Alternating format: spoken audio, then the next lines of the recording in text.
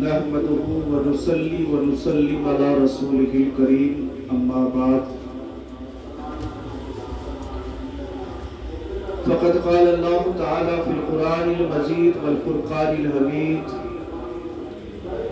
أعوذ بالله من الشيطان الرجيم بسم الله الرحمن الرحيم ولا تقولوا لمن يقتل في سبيل الله أموات بل أحياء ولكن لا تشعرون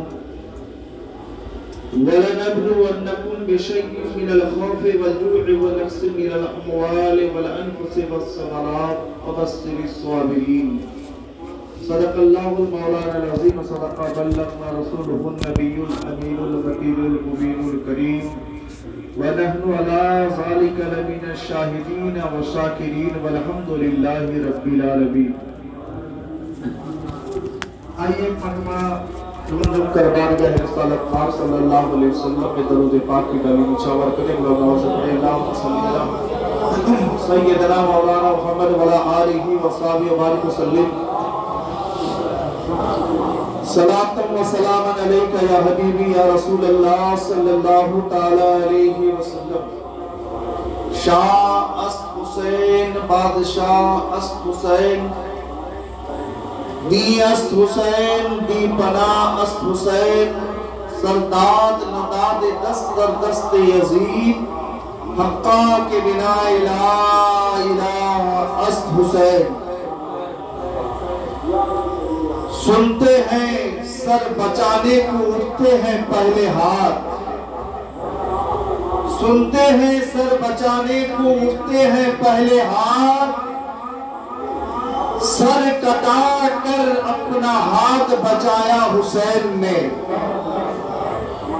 سکندر لوٹ کر بھی خوش نہیں دولت زمانے کا اور کلندر مائے ہشتی لٹا کر رقص کرتا ہے.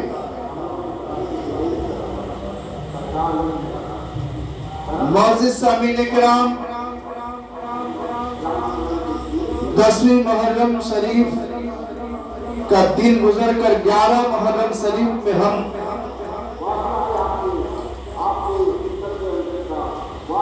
داخل ہو چکے ہیں. 10ویں محرم الحرام سے یوم عاشورہ کہا جاتا ہے. یوم عاشورہ کی بہت ساری فضیلتیں ہیں. یہی وہ دن ہے جس دن حضرت آدم علیہ السلام کی توبہ قبول ہوئی. یہی وہ یوم عاشورہ ہے جس دن حضرت نوح علیہ السلام کی کشتی جودی پہاڑ میں لگی. یہی وہ یوم عاشورہ ہے جس دن حضرت ادریس علیہ السلام کو زمین سے اٹھا لیا گیا آسمان میں. یہی وہ یوم عاشورہ ہے جس دن حضرت ایوب علیہ السلام کو ان کی بیماریوں سے شفا حاصل ہوئی. یہی وہ یوم عاشورہ ہے جس دن حضرت ابراہیم خلیل اللہ کو آگ سے بچا لیا گیا. یہی وہ یوم عاشورہ ہے جس دن حضرت موسیٰ کلیم اللہ کو فرعون سے بچا لیا گیا اور فرعون کو دریا میں ڈبا دیا گیا. یہی وہ یوم عاشورہ ہے جس دن حضرت داؤد علیہ السلام کی توبہ قبول ہوئی. یہی وہ یوم عاشورہ ہے جس دن حضرت موسیٰ و ہارون علیہ السلام کو امت اللہ کی طرف سے مدد پہنچی. یہی وہ یوم عاشورہ ہے جس دن حضرت محمد مصطفیٰ صلی اللہ علیہ وسلم کو اللہ تبارک تعالیٰ بے شمار نعمتوں سے نوازا. لیکن اتنے سارے فضیلتوں کے باوجود یوم عاشورہ اپنے ایک مقام پیدا کر لیا ہے جو نواسۂ رسول میدان کربلا میں اس مارکہ عظیم مارکہ میں جو نشانیاں پیش کی ہے، جو قربانیاں پیش کی ہے، اس مثال دنیا میں آگاہ رہتی دنیا میں ہے نہ آنے والی دنیا میں کوئی مثال پیش کر سکتا ہے. اور یوم عاشورہ سب سے زیادہ زیادہ اگر کسی سے نسبت ہو گئی ہے تو حضرت امام حسین اور ان کے ساتھیوں سے نسبت ہو گئی ہے. یعنی وہ 10ویں محرم الحرام کی تاریخ ہے جس دن میرے حسین کرب و بلا کے میدان میں جام شہادت نوش کرتے ہیں. کون ہے حسین؟ کون ہے حسین؟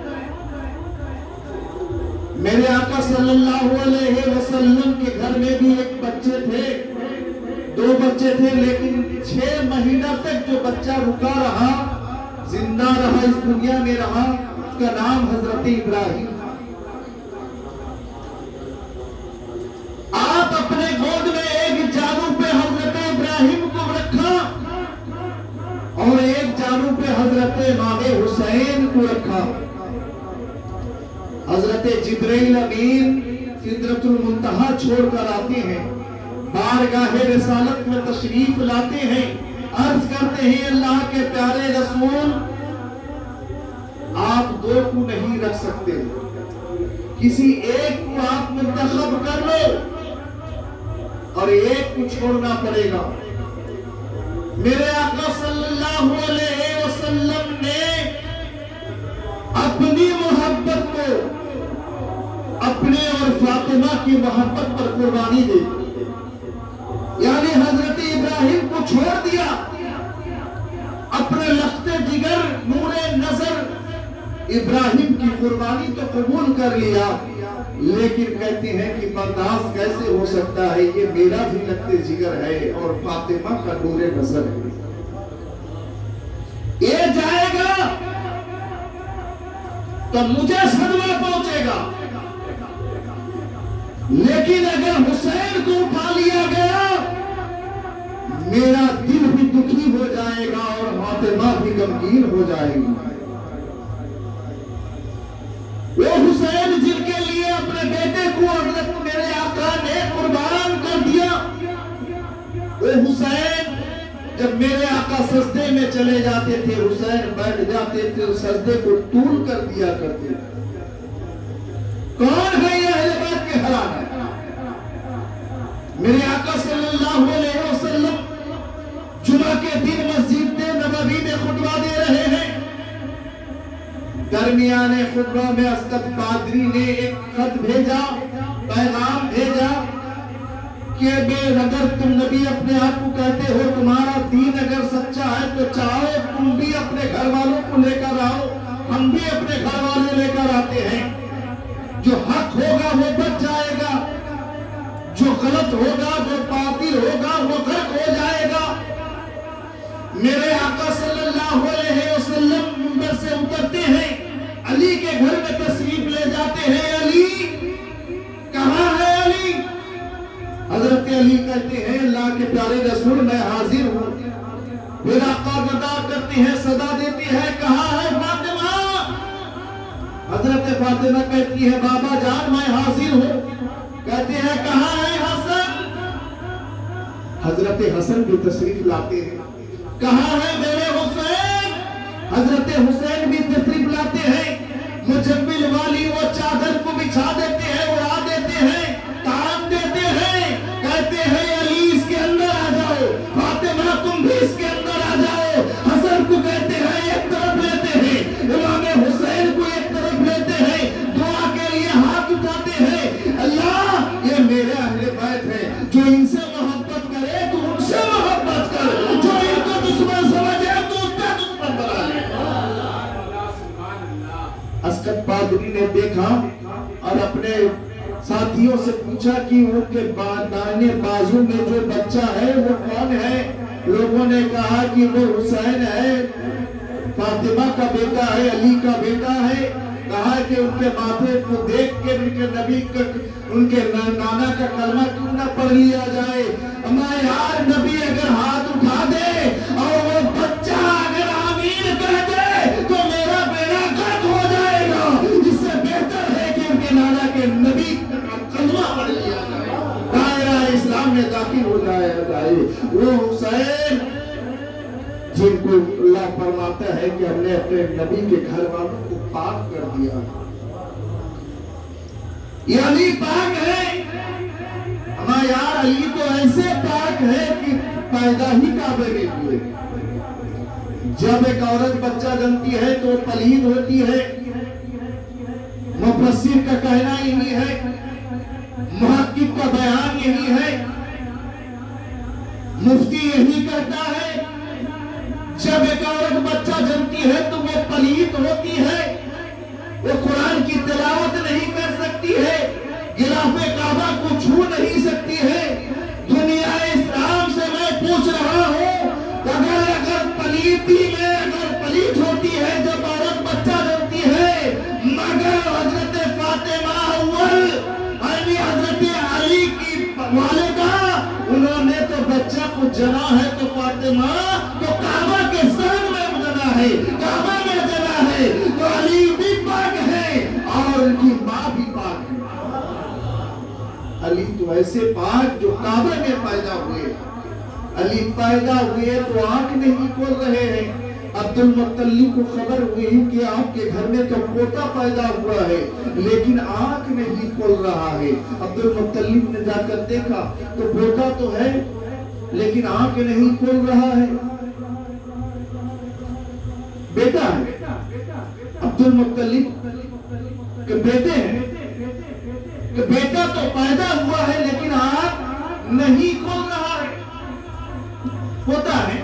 حضرت ابو طالب کے لڑکے ہیں تو آنکھ نہیں کھول رہا۔ حضرت محمد مصطفیٰ صلی اللہ علیہ وسلم کو جب خبر ہوئی کہ حضرت آپ کے چچا ابو طالب کے گھر میں ایک بچہ پیدا تو ہوا ہے لیکن وہ نابینا پیدا ہوا ہے، میرے سرکار وہاں تشریف لے جاتے ہیں اور سرکار کا تشریف لے جانا تھا، گود میں لینا تھا۔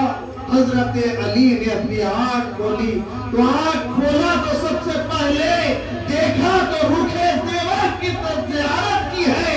حضرت علی نے اپنے پہلے زیارت کی ہے تو رکے محمد کی زیارت کی ہے۔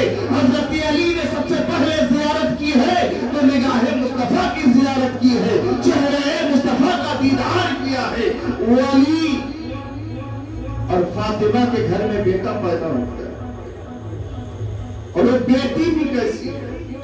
حسین کی ماں کون ہے؟ وہ فاطمہ الزہرا جو جنت کی عورتوں کی سردار ہے، حسن و حسین کی ماں ہے اور رات میں اتنی عبادت کرتی تھی، اللہ کے پیارے صلی اللہ علیہ وسلم کے بارگاہ میں آ کر عرض کرنے لگی، دستک دے رہی ہیں صبح صبح، کون ہے؟ کہ فاطمہ۔ فاطمہ کیا بات ہے؟ کہتی ہے اللہ کے پیارے رسول، رات اتنی چھوٹی ہے کہ آپ کی بیٹی فاطمہ کو سجدہ مکمل نہیں کر سکتی، رات کو اور لمبی کر دی جائے تاکہ آپ کی بیٹی فاطمہ سکون کے ساتھ وہ سجدے مکمل کر لے۔ وہ فاطمہ اور وہ حسین، وہ حسین جن کے لیے میں اسلام کا حسن ہے، وہ حسین جن کے سین میں اسلام کی سلامتی ہے، وہ حسین جن کے یہاں میں اسلام کی یاری ہے، وہ حسین جن کے نور میں نظام مصطفیٰ کا جلوہ ہے، وہ حسین کا بچپنے کا دور ہے اور خلافت حضرت عمر بن الخطاب خلیفہ دوم رضی اللہ تعالیٰ عنہ کا ہے۔ آپ کا بیٹا حضرت عبداللہ ابن عمر رضی اللہ تعالیٰ عنہ سے کچھ جھڑپ، دوران جھگڑا امام حسین نے کہا، اے عبداللہ تیرا باپ تو میرے نانا کا غلام ہے۔ وہ عمر جس کے نام سے شیطان ڈرتا تھا، وہ عمر جن کا دبدبا ایسا تھا کہ کیسر و کسرا کے بادشاہ بھی ڈرتے تھے، وہ عمر جن کے نام سے باطلوں کا چھکا چھوٹ جاتا، ان کا بیٹا خلیفہ وقت کا بیٹا کو حسین کہے کہ میرا بابا میرے نانا کا غلام ہے، حضرت عبداللہ نے اسے گالی سمجھا اور اپنے باپ کے دربار میں مقدمہ پیش کر دیا کہ بابا جان، آج حسین نے آپ کو بھی گالی دیا، مجھے بھی گالی دیا۔ بولے کیا کہا حسین نے؟ کہا کہ وہ تیرا بابا میرے نانا کا غلام ہے۔ بولے اچھا، حسین نے ایسا کہا ہے؟ جاؤ بلاؤ حسین کہاں ہے دیکھو۔ آپ وہی تشریف لے جاتے ہیں۔ حضرت عبداللہ سوچنے لگے کہ آج تو حسین کی خیریت نہیں ہے۔ حضرت عمر بن الخطاب رضی اللہ تعالیٰ عنہ وہاں پہنچتے ہیں، کہتے ہیں کہ یہ بابا حسین، بیٹا حسین تم نے یہی کہا ہے؟ حضرت حسین نے کہا میں نے یہی کہا ہے کہ تیرے بابا میرے نانا کے غلام ہے۔ پھر پوچھتے ہیں کیا حسین تم نے یہی کہا ہے؟ پھر آپ نے وہی جملہ دہرایا۔ 3 مرتبہ پھر پوچھتے ہیں کیا حسین تم نے یہی کہا ہے؟ تیسرے مرتبہ بھی امام حسین نے وہی کہا کہ میں نے ان سے کہا کہ تیرا بابا میرے نانا کا غلام ہے۔ کہا کہ چلو اب علی کے پاس۔ دستک دیا، حضرت علی باہر آتے ہیں، کرم اللہ وجہ کریم، کہتے ہیں علی دیکھو حسین کیا کہہ رہے ہیں۔ جب مولا کائنات نے سنا کہ حسین کہتے ہیں کہ تیرے بابا میرے نانا کا غلام ہے، کہا کہ نہیں، اسے ڈانٹنا نہیں، پھٹکارنا نہیں، بلکہ یہی تو میرے لیے نجات کا سبب ہے۔ اے حسین کے بابا آپ بھی اسی پر گواہ ہو جاؤ، فاطمہ آپ بھی گواہ ہو جاؤ کہ میدان قیامت میں عمر بن الخطاب کے لیے اور کسی نیکی کی ضرورت نہیں ہے، اور کوئی سند کی ضرورت نہیں ہے، اور کوئی سرٹیفکیٹ کی ضرورت نہیں ہے۔ یہی کہہ دے کہ حسین نے کہا ہے کہ عمر میرے نانا کا غلام ہے، مصطفیٰ کی غلامی سے بہتر کوئی سند کی ضرورت نہیں ہے، آپ بھی گواہ بن جاؤ۔ وہ حسین کربلا کے میدان میں کیوں گئے؟ حسین لوگ کہتے ہیں کہ اقتدار کے لیے حسین گیا۔ میرے دوستو، حسین اقتدار کے لیے اگر گیا ہوتا تو 6 مہینہ کا اور محمد کو ساتھ نہیں لے جاتا۔ حسین اگر اقتدار کے لیے کربلا کے میدان میں جاتا، صرف 72 کو ساتھ نہیں لے جاتا۔ حسین اگر اقتدار کے لیے کربلا کے میدان میں جاتا تو 6 مہینے کے علی اصغر کو ساتھ نہیں لے جاتا۔ حسین اگر اقتدار کے لیے کربلا کے میدان میں جاتا تو معصوم سکینہ کو ساتھ نہیں لے جاتا۔ حسین اگر اقتدار کے لیے کربلا کے میدان میں جاتا تو پاک دامن حضرت زینب کو ساتھ نہیں لے جاتا۔ حسین اگر اقتدار کے لیے کربلا کے میدان میں جاتا تو بیمار زین العابدین کو ساتھ نہیں لے جاتا۔ حسین اقتدار کے لیے نہیں گیا۔ پھر نے کہا کہ حسین واپس ہو جاؤ، راستہ بدلو۔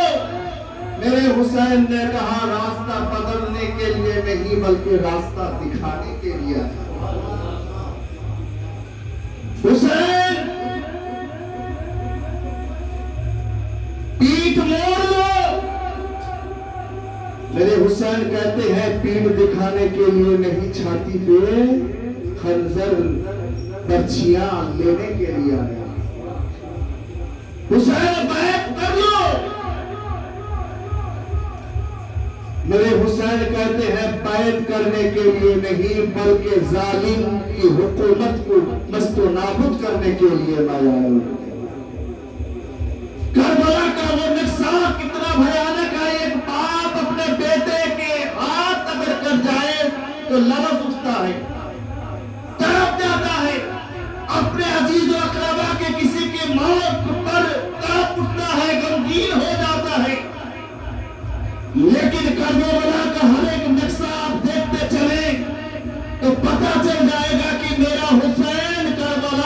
میدان میں قرآن کی تفسیر بن کر کھڑا.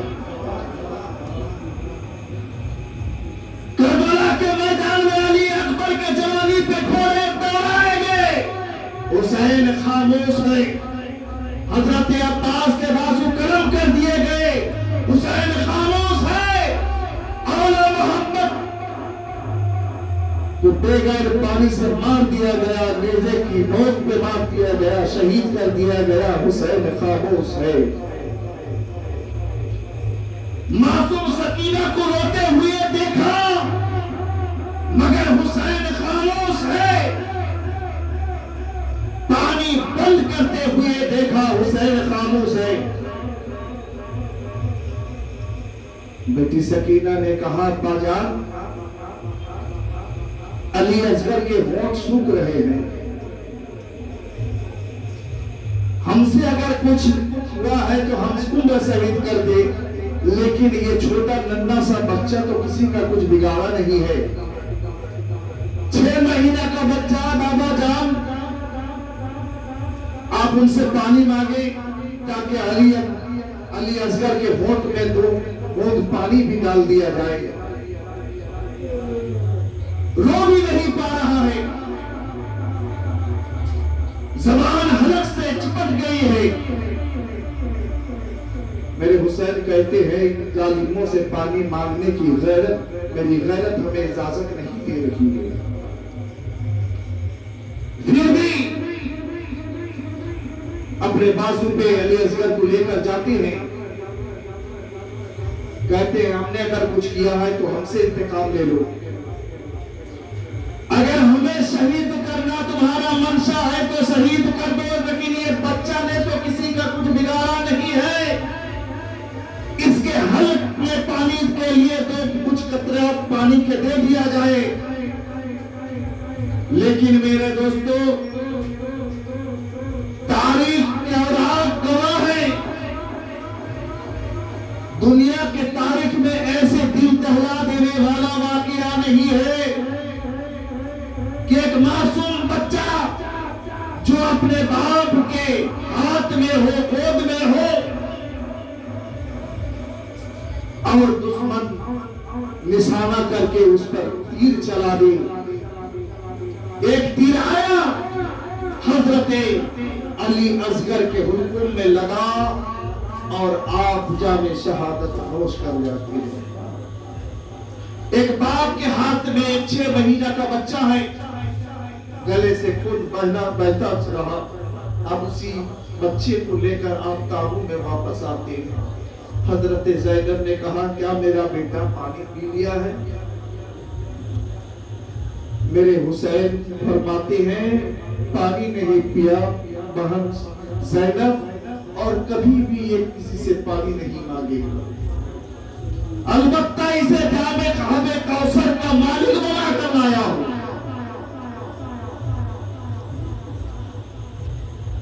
حضرت زینب کہتی ہے بھائی حسین کچھ کہتے کیوں نہیں, کچھ کہتے کیوں نہیں ہو؟ میرے حسین کہتے ہیں بہن میرے طرف سے تو قرآن بول رہا ہے ان اللہ مع الصابرین, کہ اللہ صبر کرنے والوں کے ساتھ ہے. وہ جابر ہیں, جبر کر رہے ہیں, ہم صابر ہیں, صبر کر رہے ہیں.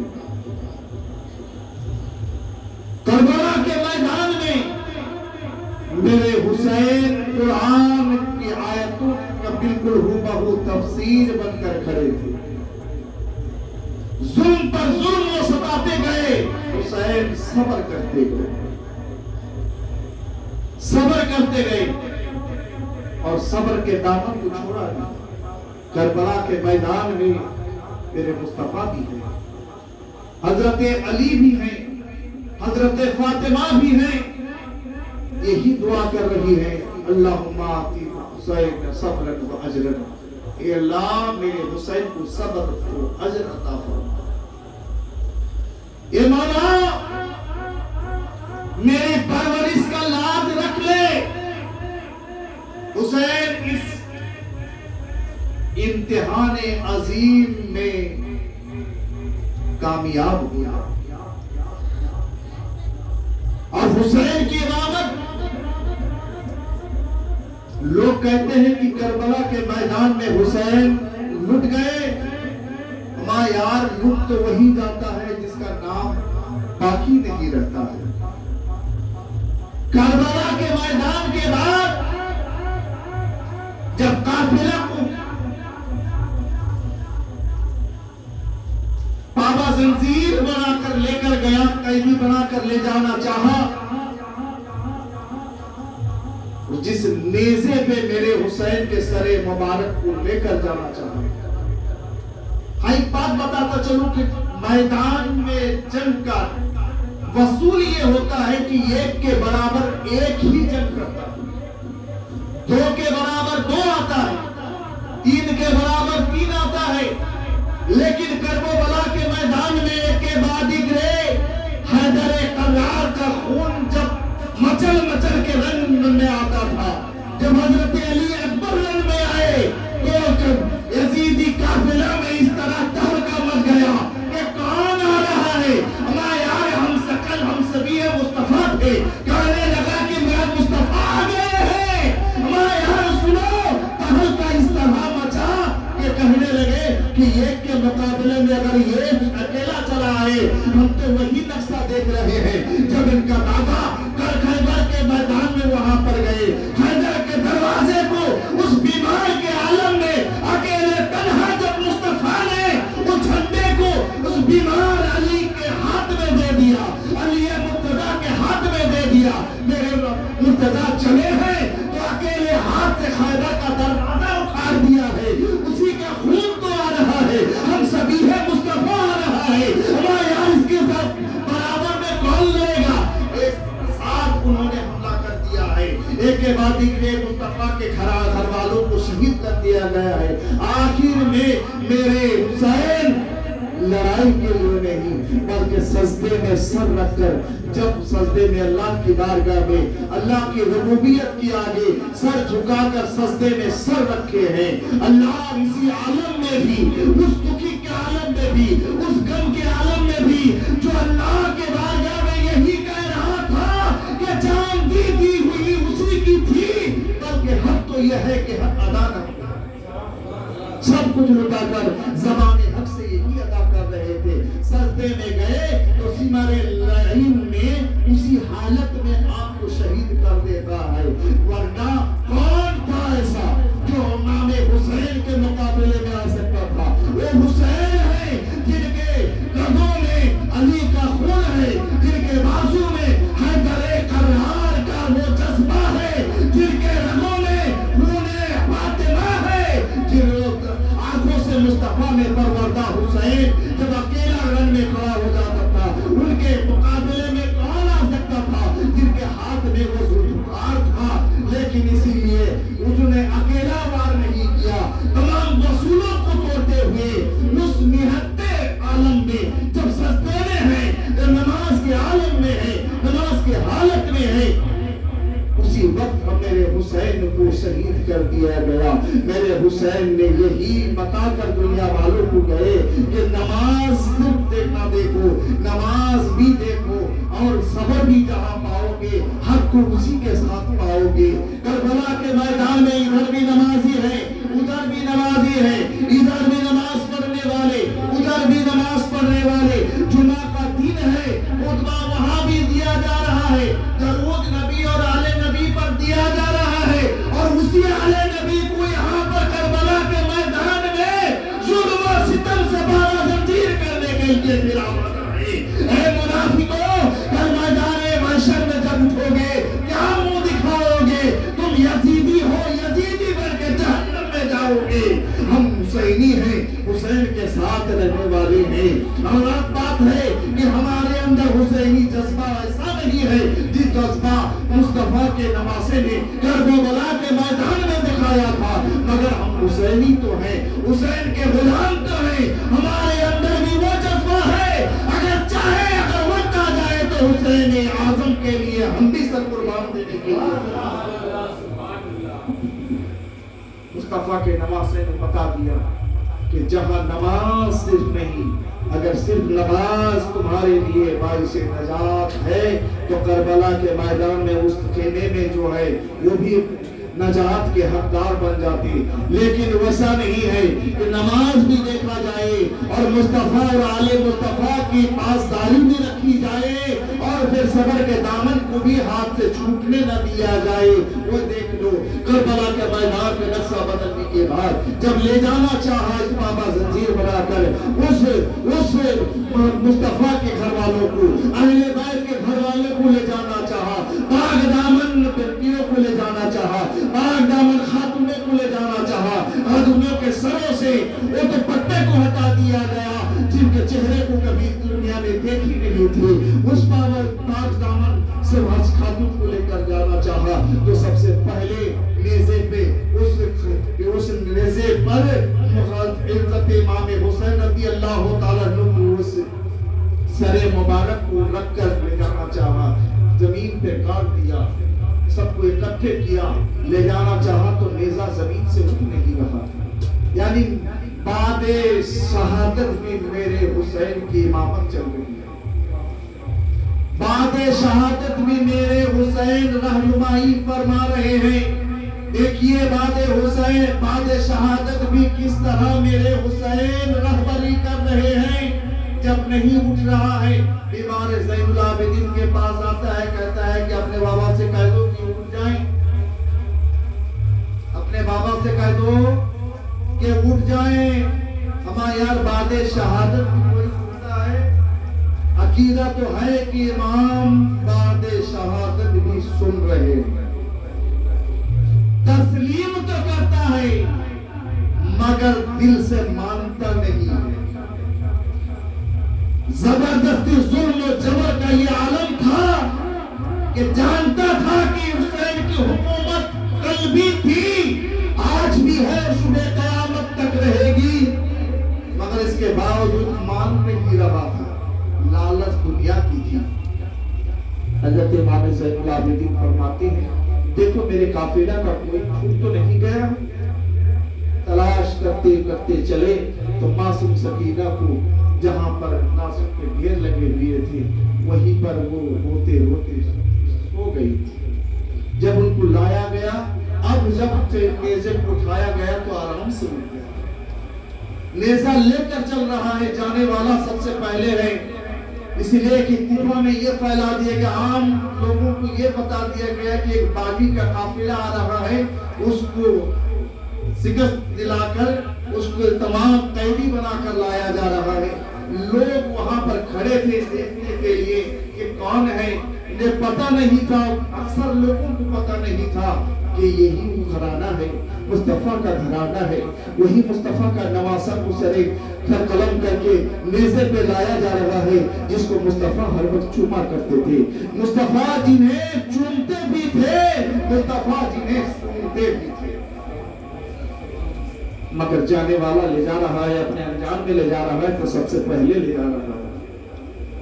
میرے امام کا مقام جو سب سے پہلے ہے، سب سے اونچا ہے، میرے حسین بعد شہادت بھی یہ ثابت کر رہے ہیں کہ حسین کا سر کل بھی اونچا تھا اور آج بھی اونچا ہے، اور صبح قیامت تک کیوں اور اس کے بعد بھی اونچا ہے، اس لیے کہ حسین جنت کے جوانوں کے سردار ہیں، سردار کا سر اونچا رہتا ہے۔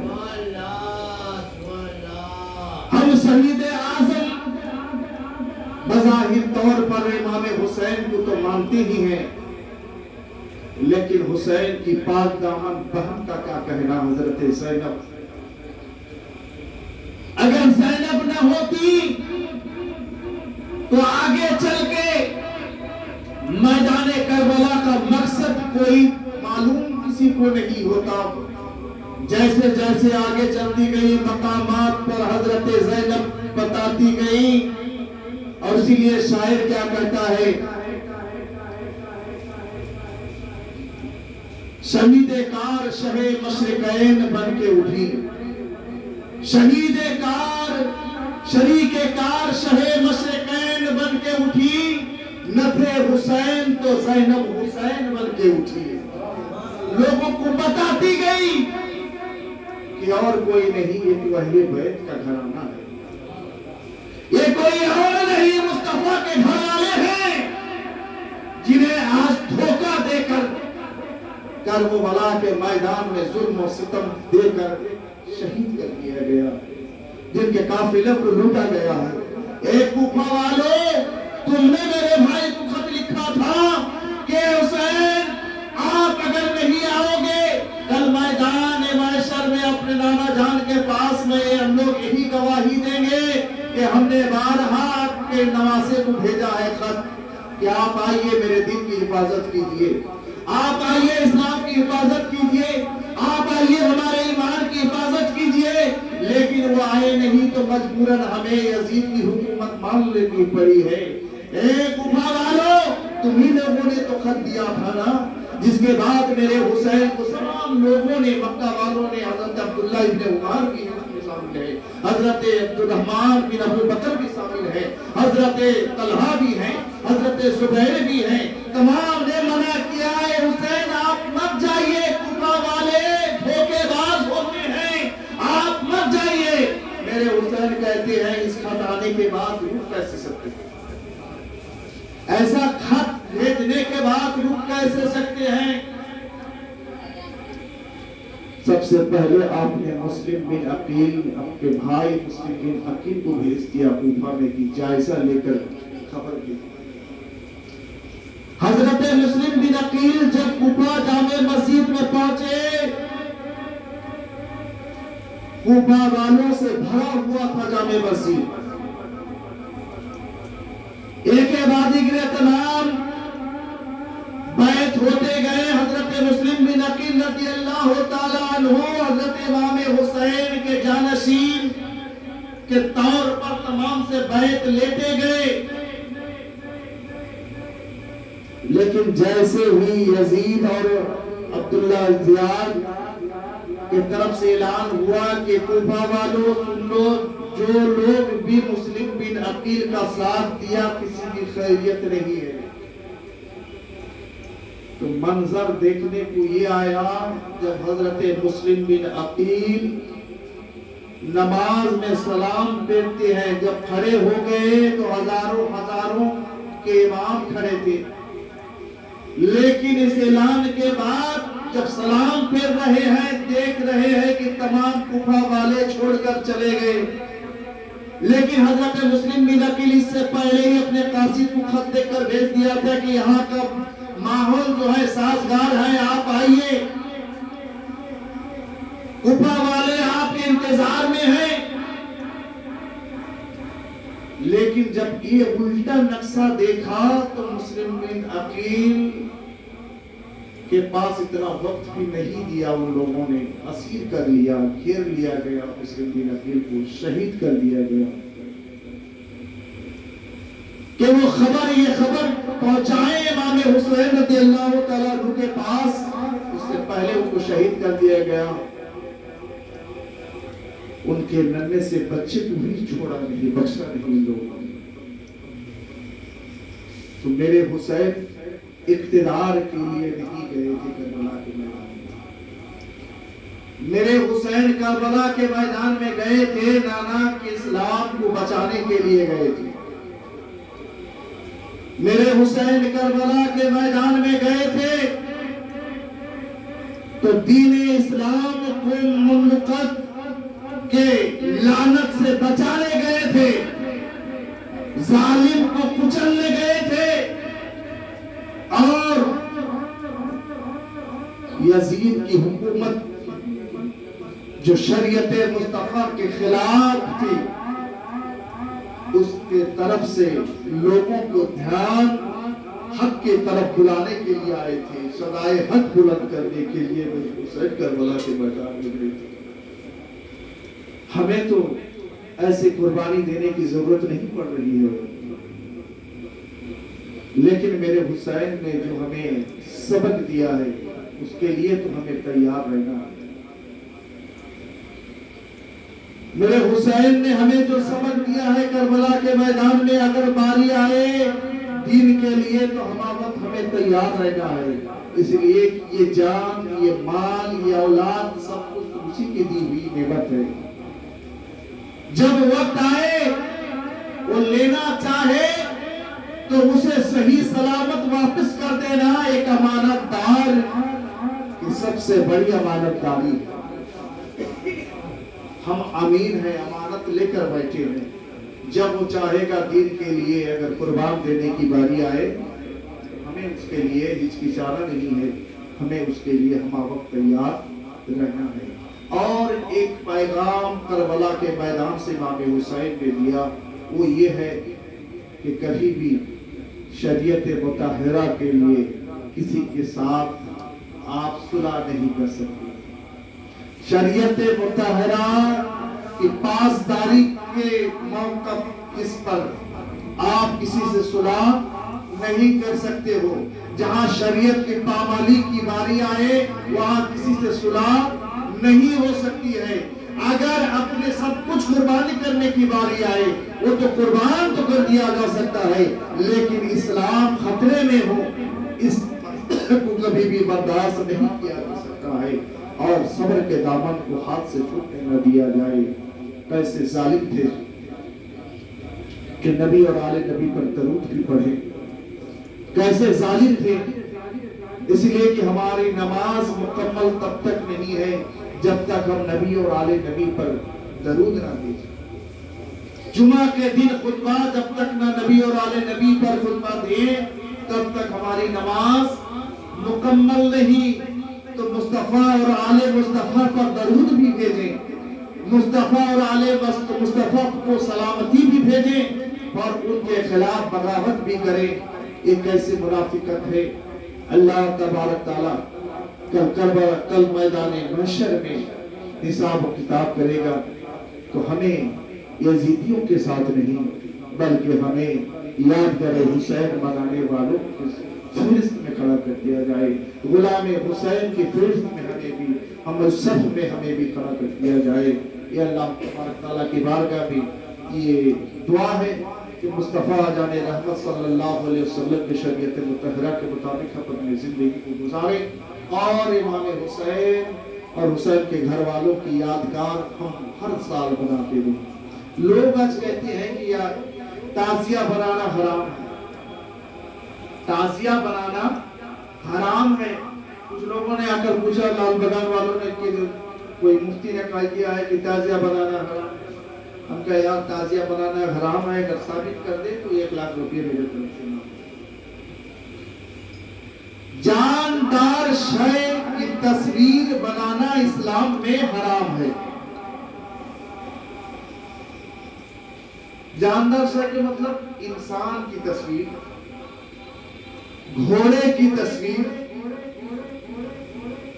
یا کسی پرندے کی تصویر، یہ جاندار شے کی تصویر ہے۔ اگر اس کو بنائے تو شریعت میں اس کی ممانعت ہے، یہ حرام ہے۔ اور یہ ہے کہ نقل قبر بنانا یہ بھی حرام ہے۔ اگر جسم نہ ہو، جسم کا کوئی حصہ نہ ہو تو آپ قبر کی شکل دے نہیں سکتے، ہے نا؟ یعنی جسم کہیں اور ہے، آپ نے اس کے یادگار میں کہیں پر دوسرا قبر بنا لیا، یہ اسلام میں جائز نہیں۔ آپ کو یاد ہوگا کہ یہاں پر سلام پور والے جب تعزیہ لے کر آتے تھے وہاں پر کبھی کسی سال میں یہ بھی قبر کا نقشہ بنا کر لے کر آتے تھے۔ میرے والد محترم ہر وقت انہیں ڈالتے تھے کہ اس کو نکالو یہاں سے، یہ حرام ہے، سراسر حرام ہے۔ اور گزشتہ سال بھی اپنی ان کے غلطیوں کی وجہ سے کچھ بھی ہو انہوں نے قبر بنا لیا۔ رات میں ہم لوگ جب وہاں پر پہنچے، مزار بھی تھا میرے ساتھ، میں نے وہاں دیکھا کہ انہوں نے مزار میں تعزیہ میں اندر قبر کا نقشہ بنا لیا ہے، تو اسی سنگ اٹھا کے وہاں سے الگ کیا گیا، پھر تعزیہ شریف کو مکمل طور پر ٹھیک کیا گیا۔ تو جو شریعت میں حرام ہے اسی آپ حرام کو آپ اتنے، ارے میں یار ان لوگوں کی عادت ایسی پڑ گئی کہ جہاں عید الاضحیٰ جانے کے بعد سے یہ شروع ہو جاتے ہیں،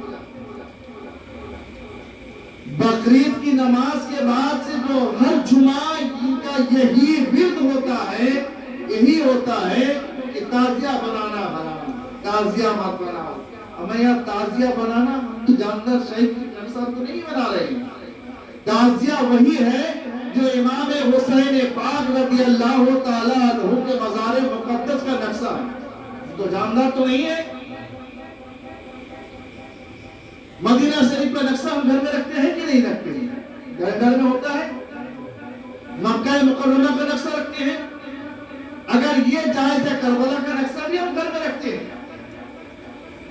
اگر یہ نقشہ رکھنا جائز ہے تو یہ نقشہ بنانا بھی جائز ہے، اس میں کوئی حرج نہیں ہے۔ اب رہی بات نقشہ بنائے ہم تو روضہ امام حسین کے مطابق بنائے، یادگار حسین بنائے، روضہ کا نقشہ نہ بنا کر اگر تاج محل بنائے تو یادگار شاہجہاں کی ہوگی، اگر تاج محل کا نقشہ بنائے تو یادگار ممتاز کی ہوگی، امام حسین کی تو آج یادگار نہیں بنا رہے ہو۔ آپ تعزیہ بنانے کے نام پر اگر لال قلعہ کا نقشہ بناؤ تو لال قلعہ یاد آئے گا، لیکن آپ کو امام حسین یاد نہیں آئے گا۔ یہ کافر بھی جب یادگار مناتا ہے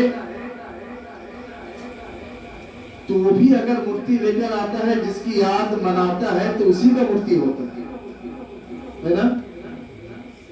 ہم تو مورتی نہیں بناتے ہیں، یادگار مناتے ہیں جو ان کے روضے کا نقشہ ہو۔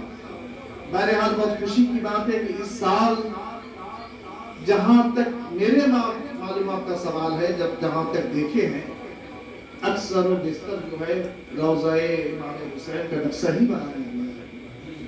انشاءاللہ آگے چل کر اور سدھریں گے، اس لیے کہ ڈھول کو بند کر دیا گیا، اس لیے بند کر دیا گیا کہ جتنا زیادہ اکثر خرافات جو ہوتے ہیں اسی ڈھول کی وجہ سے ہوتے ہیں۔ نوجوان ڈانس کرتے ہوئے نظر آتے ہیں، جنہیں کوئی شعور نہیں ہے وہ بھی شریک ہوتا ہے، اور شراب پی کر بھی شریک ہوتے ہیں، خرافات زیادہ شمار ہو جاتے ہیں۔ اس لیے تو ہم خرافات کو ہٹانا چاہیں تو خرافات کو ہٹا بھی سکتے ہیں، خرافات کو ہٹائیں اور جو صحیح معنوں میں یادگار منانے کا جو طریقہ ہے اسی طریقے سے ہم یادگار حسین منائیں۔ ہمارا منشا ہی ہے، میں یار اگر یادگار نہ منائیں گے تو کل جا کر کوئی امام حسین کو جانے گا کیسے؟ اگر یادگار نہ مناؤ گے کل آگے چل کر آپ کا بچہ وہ یادگار منانا ہی بھول جائے گا۔ جب بڑے بڑے شہروں میں نانا کی یادگار منانے کے سلسلے میں جب گنبد خضرا کا نقشہ بنا کر گھمایا جاتا ہے تب تو وہاں کوئی فتویٰ لگایا نہیں جاتا۔ اب یہ ان کا پیترا شروع ہو جاتا ہے کہ بناؤ ایک جگہ پر رکھو، گھمانا کیسا ہے ہوتا ہے نا، یہ بھی سوال کرتے ہیں، تو تم وہاں کیوں نہیں رکھتے؟ جب شہروں میں گنبد خضرا کا نقشہ بنا کے باعزت اسے پروسیسن کے ساتھ لے کر جایا جاتا ہے۔ ہاں اگر بے حرمتی ہو تو ہم سے روک سکتے ہو، اگر بدتمیزی ہو تو وہ ممانعت ہے، مگر جب باعزت باادب لے کر جایا جائے تو اس میں ممانعت کی کوئی گنجائش نہیں ہے۔ جب گنبد خضرا کو باعزت باادب لے کر جا سکتے ہو، اگر وہ جائز ہے تو نانا کا جائز ہے تو نواسا کا بھی ناجائز ہے۔ اللہ تبارک تعالیٰ ہمیں شریعت مطہرہ کے دائرے میں رکھ کر یادگار امام حسین منانے کی توفیق عطا فرمائے۔ یہ محمد سے وفات ہوئے تو ہم تیری ہیں، یہ جہاں چیز ہے کیا لوح قلم کیے ہیں۔ وآخر دعوانا الحمدللہ رب العالمین، آمین آمین بجاہ سید المرسلین۔